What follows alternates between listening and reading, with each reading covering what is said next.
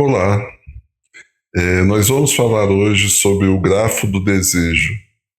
Eu vou dividir esse tema em algumas partes e esse primeiro vídeo será dedicado a entender o lugar do grafo na obra do Lacan, especialmente usando os seminários 5 e 6. Né? Então, antes da gente iniciar esse percurso, que provavelmente é um dos percursos mais desafiadores da formação em Lacan, eu gostaria de começar fazendo um convite. Durante muito tempo, o grafo do desejo ele foi apresentado como um dos desenhos mais difíceis da psicanálise.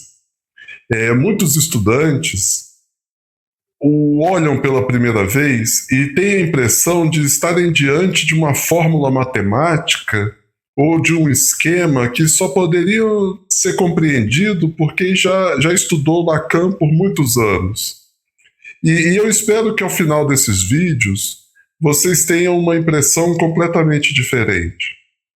Porque, na verdade, o grafo do desejo ele não nasceu para dificultar a compreensão da psicanálise. Ele nasceu exatamente pelo motivo oposto. Lacan ele percebe que alguns conceitos fundamentais já não podem mais ser explicados apenas por meio da linguagem comum. Era necessário criar uma forma de escrita que permitisse representar relações que acontecem ao mesmo tempo em diferentes níveis da experiência subjetiva. Então o grafo ele não é um enfeite da teoria, ele é uma ferramenta de formalização. E essa palavra merece muita atenção, formalização. Quando Lacan formaliza alguma coisa, ele não está tentando tornar a teoria mais complicada. Ele está procurando uma maneira de escrever aquilo que na clínica aparece de forma extremamente complexa. É importante compreender isso desde o início. Nós não vamos estudar um desenho. Nós vamos estudar uma tentativa de escrever o funcionamento do desejo humano. Essa diferença muda completamente a maneira como a gente se aproxima do tema. Eu gostaria de iniciar fazendo uma pergunta. Por que Lacan, que durante tantos anos ensinou utilizando apenas a palavra, passou a construir esquemas, grafos, fórmulas e mais tarde até mesmo os nós topológicos? Será que ele simplesmente gostava de desenhar? É claro que não, naturalmente que não. Ele mesmo dizia que determinados fenômenos não podiam mais ser transmitidos apenas pela exposição oral. Existem relações estruturais que escapam a essa descrição linear. Por exemplo, quando a gente descreve alguma coisa falando, nós somos obrigados a colocar uma ideia após a outra. Primeiro uma frase, depois outra e outra. Mas o inconsciente ele não funciona dessa maneira. O inconsciente não é linear. O inconsciente ele funciona por simultaneidade.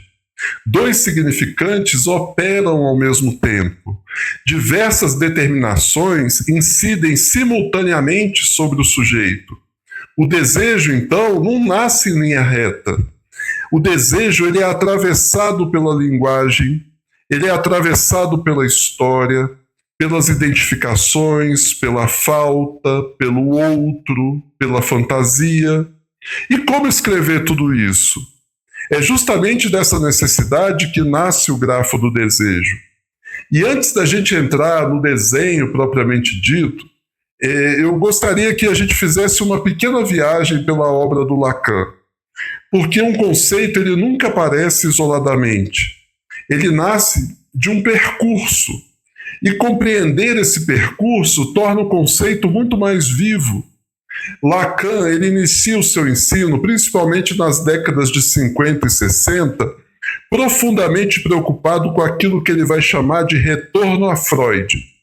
Essa expressão ela ficou muito famosa, mas muitas vezes ela é muito mal compreendida. Né? Retornar a Freud não significa repetir Freud. Também não significa transformar Freud numa autoridade absoluta. O que Lacan percebeu é que boa parte da psicanálise produzida depois da morte do Freud tinha deslocado o centro da teoria. O foco já não estava mais no inconsciente. O foco tinha passado a ser o fortalecimento do ego. Tinha passado a ser a adaptação do indivíduo, o ajustamento à realidade, o desenvolvimento de um eu saudável. E esse movimento, especialmente presente na chamada psicologia do ego, preocupava profundamente o Lacan, porque para ele isso representava um afastamento da descoberta freudiana. Freud nunca afirmou que a finalidade da análise era produzir um ego forte. Muito pelo contrário, Freud mostrou que existe um sujeito que desconhece as razões mais profundas do próprio sofrimento, que existe algo que insiste, algo que retorna, algo que escapa ao controle consciente. É justamente isso que chamamos de inconsciente. Então, quando Lacan fala em retorno a Freud, ele está dizendo algo muito preciso. É preciso recolocar o inconsciente no centro da experiência analítica. Essa observação parece simples, mas ela muda completamente a clínica. Imagine, por exemplo, um paciente que chega dizendo: olha, eu sei exatamente qual é o meu problema.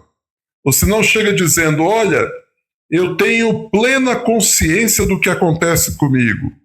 A escuta psicológica poderia considerar que esse conhecimento consciente já representa um avanço significativo.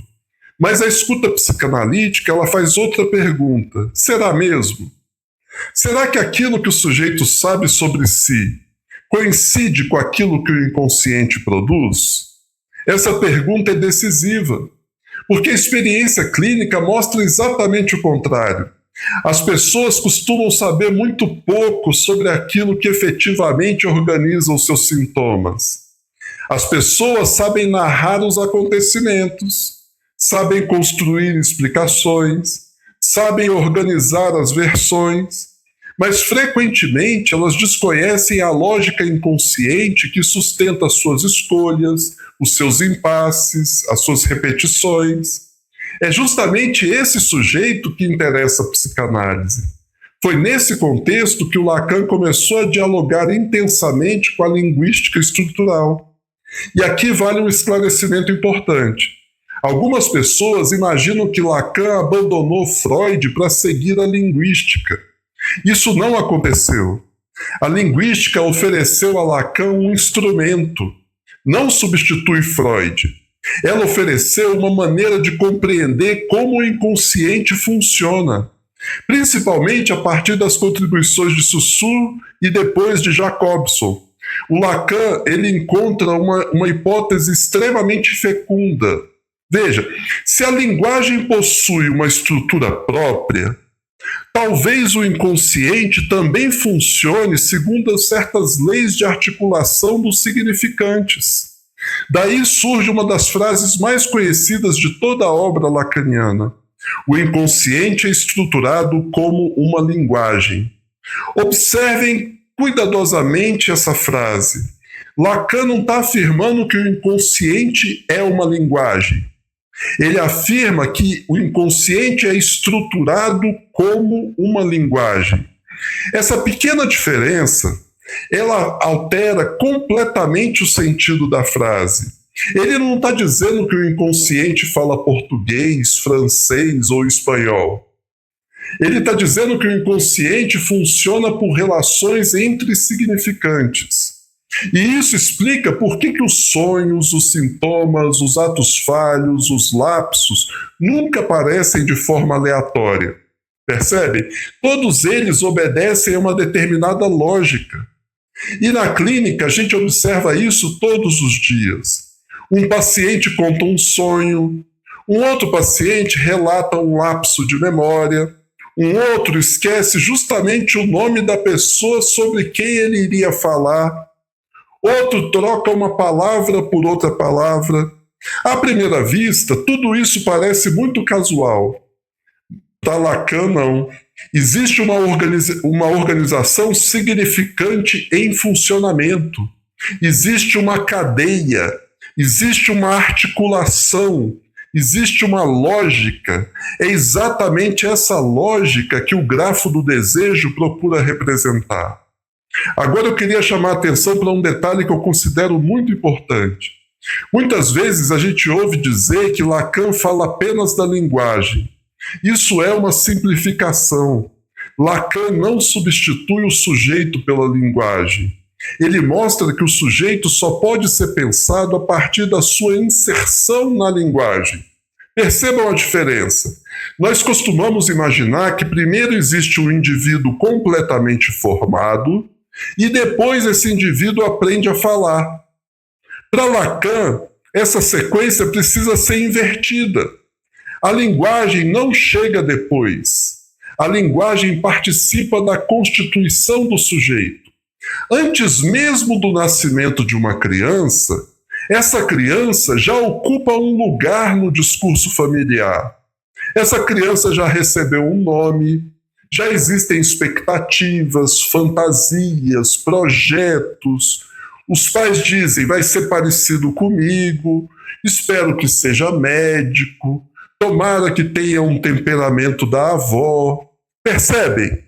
A criança já está sendo significada antes mesmo de falar. Ela entra num universo simbólico que já estava funcionando. Esse é um dos fundamentos do grafo do desejo. Não existe sujeito fora da linguagem. Existe sujeito porque existe a linguagem. É justamente aqui que a gente começa a se aproximar da pergunta que acompanhará toda essa aula.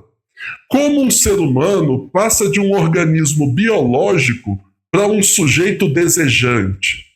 Essa pergunta parece muito simples, mas ela atravessa toda a obra do Lacan. E será exatamente essa questão que vai nos conduzir a um próximo momento da aula, ao estudo da necessidade, da demanda e do desejo. Esses três conceitos, eles são três conceitos sem os quais o grafo do desejo ele permanece apenas um desenho, mas que uma vez compreendidos, eles transformam completamente a nossa maneira de escutar um paciente em análise.